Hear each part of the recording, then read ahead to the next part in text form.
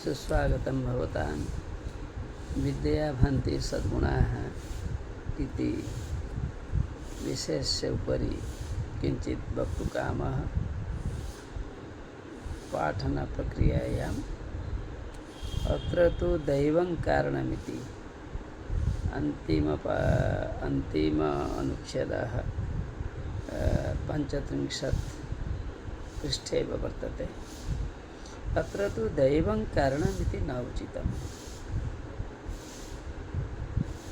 विचारयति राजा, दैवम् एव उपरि वर्तते, ईश्वराशीषः उपरि वर्तते, तं विना किमपि न सिद्ध्यति। ईश्वरः कारणस्वरूपः।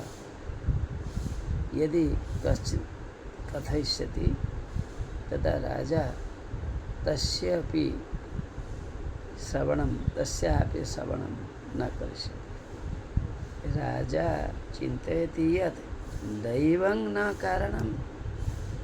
पुरुषः यदि कार्यं न करिष्यति, बालः बाला वा पुत्रपुत्री वा यदि कार्यं न एव करिष्यति, तदा तस्य कृते वा समं करिष्यति। अत्र पुत्रीणां विषयः नास्ति।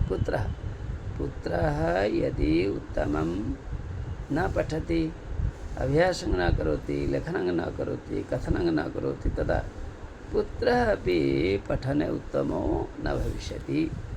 अतः राजा चिन्तितो भवति, पुनः कथयति, अतः सर्वथा दैवं आलस्यं च विहाय पुरुषार्थ विधेयः। तो दैवं अर्थात भाग्येन अस्ति भविष्यति। दैव को कारण बनाकर हमेशा नहीं रहना चाहिए। दैव ही देता है, मेहनत नहीं देती, ऐसा नहीं सोचना चाहिए। और आलस्य सबसे बड़ा अवगुण है। हमारे शरीर में आलस्य है तो हमें वो बर्बाद कर देगा। आलस्य को भी परित्याग करना चाहिए।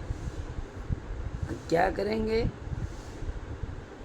अर्थात हम दैव को छोड़ेंगे, आलस्य को छोड़ेंगे, किसको पकड़ेंगे? पौरुष अर्थात शक्ति, धैर्य, कुशलता, काम में लगन, इसे हम पकड़ेंगे।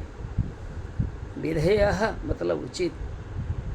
ये तथा चिंतयित्वा राजा पंडित सभां कारितवान्। एवं पहले राजा सोचता है और पंडितों की सभा बुलाते हैं, सोचते हैं और बुलाते हैं। राजा अवदत्, भो पंडिता, हे पंडितों, श्रूयतां मम वचनं, मेरी बात तो सुनिए।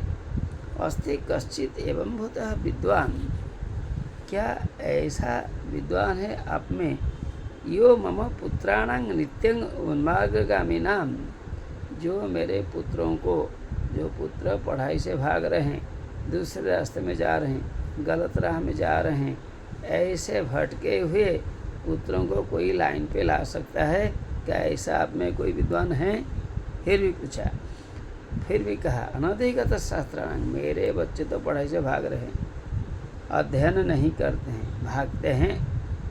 इदानीं नीतिशास्त्रोपदेशन पुनर्जन्म कारयितुं समर्थः, कोई आप में है जो नीति शास्त्रों की चर्चा से मेरे भटके हुए पुत्रों को लाइन पे ला सकता है, उचित मार्ग में ला सकता है, पढ़ा लिखा कर महान बना सकता है, परिवर्तन तो ला सकता है? ऐसा कोई है? Is there somebody who can educate properly to my sons and they will be achievers in future? ऐसा कोई है क्या? यह पूछा। फिर बोल रहे हैं, अत्रांतरे विष्णु शर्मा नाम महापंडितः। इसके बाद, इनके कहने के बाद, विष्णु शर्मा था बड़ा विद्वान, जो कि चाणक्य जिनका नाम है, महापंडितः, महान च असौ पंडितः, ग्रेट स्कॉलर, महान च असौ पंडितः इति।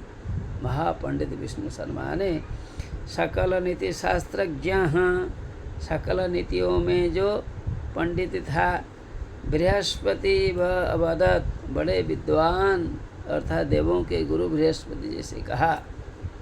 देव महाकुल संभूता है इति राजपुत्र, अरे आपके पुत्र, आपके पुत्र तो ऊंचे खानदान से आए हुए हैं।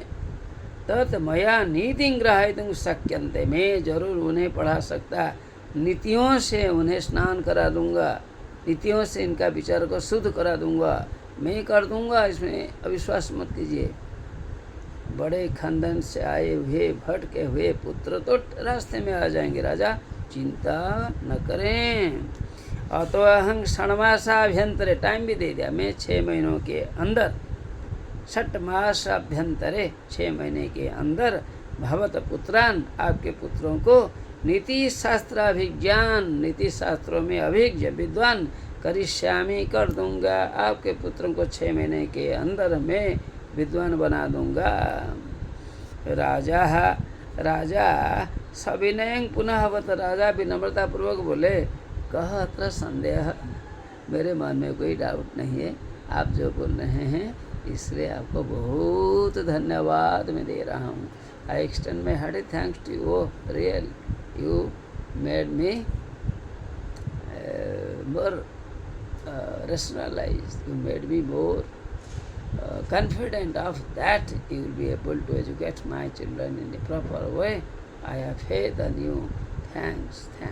आप कहीं क्या अंग्रेजी में बोल रहा था, हमारा मीडियम इंग्लिश हिंदी है और संस्कृत है, बोलने से क्या दोष है।